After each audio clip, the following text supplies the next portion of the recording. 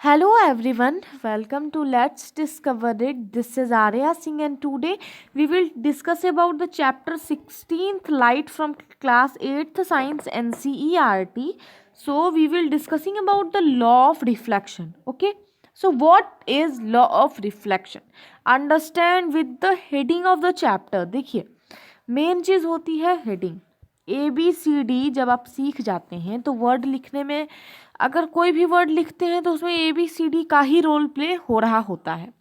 तो उसी तरह से जो ये चैप्टर का ये हेडिंग आया है लॉ ऑफ रिफ्लेक्शन, इसमें हम उन बहुत सारे लॉ यानी कानून, एक तरह से हम लॉ को सिविक्स में हम पढ़ते हैं सिंपली कि क्या होता है कानून। लॉ मीन्स हो जाता है कानून, और आपकी क्लास 8 में आप वोकिंग सॉरी इम्प्लीमेंटिंग, ये सारे इम्प्लीमेंटिंग लॉज ऐसे करके चैप्टर्स भी होंगे।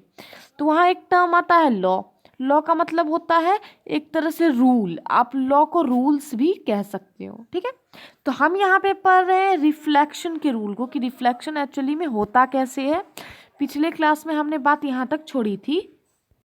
तो बात हमने की थी कि एक्चुअली ये एक मिरर है आपका, यहाँ से लाइट अगर हमने दिया तो लाइट यहाँ पड़ा तो एक्चुअली रिफ्लेक्शन क्या इधर चला जाएगा या रिफ्लेक्शन इधर जाएगा या रिफ्लेक्शन इधर होगा। तो ये सारी चीज़ें मैंने आपसे पिछले क्लास में पूछी थी। मैंने कहा था कि कमेंट करने को। बहुत सारे लोगों को नहीं पता है क्योंकि अभी ये चैप्टर आप पढ़ ही रहे हो, तो आज हम यही चीज़ सीखने जा रहे हैं। Then start this. तो ये वाला एग्जाम्पल वही है जो मैंने पिछले एक्टिविटी में आपको बोला था। लास्ट जब वीडियो ख़त्म हो रहा है तब फिर मैंने जो चीज़ बोली थी वही एक्टिविटी यहाँ पे दिया गया है। बस आपको इसे थोड़ा सा रीड करना है, अच्छे से समझना है और यहाँ पे लॉ को समझना है और रिफ्लेक्शन को। देखिए, जब एक लाइट स्ट्राइक करती है मिरर को तो जो रे होता है, जो लाइट का डिफ्लेक्ट करता है, दूसरे डायरेक्शन में डिफ्लेक्ट करता है। द लाइट रे विच strike any surface is called an incident ray. अब देखिए ये मिरर है, तो हमने यहाँ से जो लाइट मारी तो लाइट जो ऐसे करके आई, तो ये जो लाइन हमारा जो लाइट आई है, जो प्लेन पर लाइट पड़ी है, उसे हम कहते हैं इंसिडेंट रे। क्या बोलते हैं? Incident ray. अब देखिए, अगर मैं आपको आगे की ओर ठेलूं तो आप जाके हो सकता है कि दीवार से टकरा कर थोड़ी दूर पर फेंका जाओगे या फिर दीवार पे ही टकरा जाओगे। तो अब देखिए, तो यहाँ से दीवार पे टकरा के थोड़ा सा हिलने की बात की गई है, इसलिए जो दीवार पे आप टकरा रहे होते हो तो वो होता है इंसिडेंट रे। ठीक है, देखिए ये लाइट का चैप्टर है, मैंने आपको आपके एग्जाम्पल लेकर समझाया। ये उतना सही नहीं है पर एज समझाने के लिए मैंने बोला कि जो लाइट एक्चुअली कोई सरफेस पर स्ट्राइक करती है, रिफ्लेक्शन के पहले कोई भी प्लेन पर जब लाइट स्ट्राइक करती है तो उसे हम इंसिडेंट रे कहते हैं।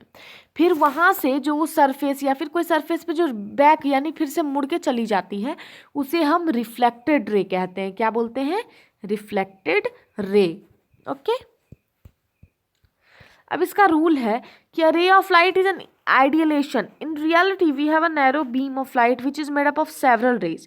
For simplicity, we use the term ray for a narrow beam of light. देखिए रे एक्चुअली क्या होता है? जिसका स्टार्टिंग पॉइंट तो हो लेकिन उसका एंडिंग पॉइंट ना हो। एंडिंग पॉइंट का मतलब आप समझ रहे हो? एंडिंग यानी वो कहीं एंड ही नहीं करता हो। अगर हम बोले सन रे तो क्या सन का रे एंड होता है? नहीं ना, बस उसी तरह। तो आपको यहाँ पे देखिए क्या करना है कि draw line showing the position of a plane mirror, the incident ray and the reflected ray on the paper with the help of your friend. जो मैंने अभी आपको जस्ट बताया, प्लेन मिरर की हेल्प से आपको रिफ्लेक्शन करवाना है और इंसिडेंट रे और रिफ्लेक्टेड रे वहाँ पे करवाना है।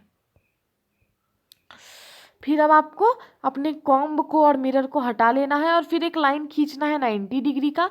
फिर वहाँ से आपको आपके एक नॉर्मल यानी ये जो लाइन देखिए, यहाँ से जो ये लाइन ये है हमारी इंसिडेंट रे, ये वाली, यहाँ से ये रिफ्लेक्ट किया, ये है रिफ्लेक्टेड रे। ये है एक लाइन जो हमने दोनों की एक्चुअली 90 डिग्री का एंगल से इसके परपेंडिकुलर हमने खींचा है। ये क्या होती है पता है? इसे हम नॉर्मल कहते हैं। क्या बोलते हैं? Normal angle. वो जो रे जाकर प्लेन सरफेस पे टकराता है और जो एंगल बनाता है इसे हम कहते हैं एंगल ऑफ इंसिडेंस, और यहाँ से जो ये रिफ्लेक्ट करता है इसे हम कहते हैं angle of angle of reflection. Okay, ये दोनों चीज़ मैंने बता दी। यही चीज़ यहाँ पे देखना है, यहाँ पे आपको कुछ ऐसा बनाना है, ये है आपका मिरर। अब आप बोलोगे ये मिरर कैसे है, तो कहीं भी साइंस में अगर मिरर को रिप्रेजेंट करना होता है तो कुछ ऐसे ही करते हैं। अब यहाँ से करना है, ये है हमारा इंसिडेंट रे, ये है हमारा रिफ्लेक्टेड रे, ये वाला है हमारा इंसिडेंट वाला यानी एंगल ऑफ इंसिडेंट, ये है एंगल ऑफ रिफ्लेक्शन। अब आप बोलोगे यहाँ लॉ क्या था, तो मैं बता दूं कि ये दोनों एंगल हमेशा सेम होते हैं।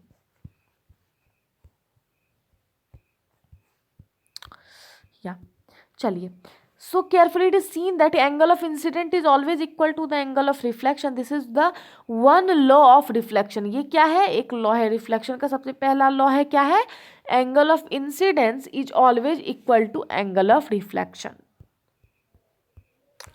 चलिए ओके, अब अगले वीडियो में हम बचा हुआ चैप्टर को क्लियर करेंगे, क्योंकि जो बाकी का जो इसी टॉपिक का जो पोर्शन बचा है वो बहुत ही बड़ा है, समझने लायक है, और ये चैप्टर आपको 10th तक 12th तक आपका पीछा नहीं छोड़ने वाला, इसलिए आपको लगे रहना है। From this side Arya Singh, thank you.